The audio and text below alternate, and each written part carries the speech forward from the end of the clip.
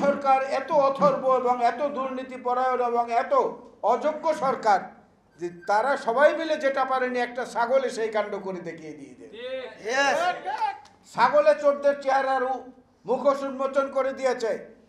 সেই মতিউর রহমানের 2 বউয়ের খবর পাওয়া গেছে, 2 সন্তানের 2 পরিবারের খবর পাওয়া গেছে।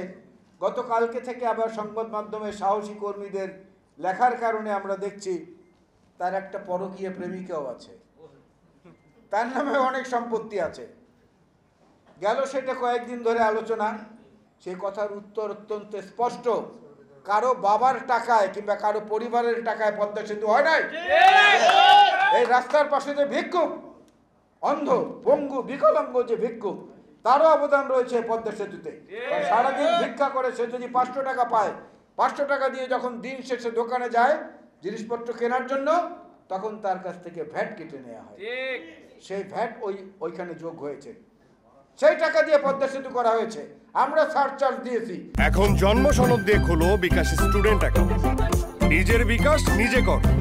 এখানে প্রত্যেকে যারা বিদ্যুৎ বিলের সঙ্গে বহুবার এখান থেকে আমাদের জন্য টাকা নেওয়া হয়েছে, পানির বিলের সঙ্গে আমাদের কাছ থেকে টাকা নেওয়া হয়েছে, অতিরিক্ত টাকা, সেই টাকা দিয়ে পদ্মা সেতু হয়েছে।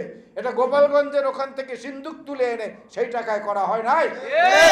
সুতরাং বড় বড় কথা সংযতভাবে বলা উচিত, চিন্তা করে বলা উচিত। প্রতিটি কথার উত্তর আছে, প্রতিটি কথার উত্তর এখন আছে, আর প্রতিটি কুকর্মের বিচারও সামনে আছে ইনশাল্লাহ।